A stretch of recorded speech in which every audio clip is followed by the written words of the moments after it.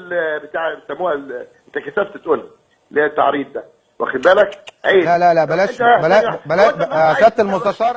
هتتذل، قلتها له كصديق مش كغرفه ولا بتاع. ما حدش يقدر يذلني. بقول له انت نجم منتخب مصر، ما ينفعش تشتغل حالي كسمك انت يعني. لا لا يا باولو، كيف المرأة المصرية بتتميز عن أي مرأة تانية في إيه؟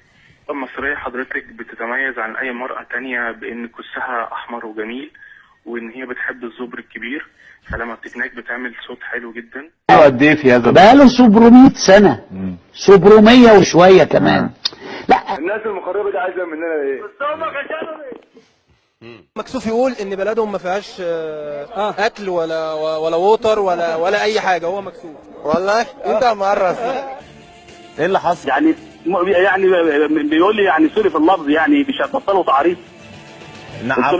جبنا جون في اول دقيقتين عمرو زكي، فقلنا صباح الفل، ده احنا الليله ليلتنا. قول له انت بتعمل ايه؟ انت مين بتعمل ايه؟ قال لي بصور بكسومه، يعني حاجه يعني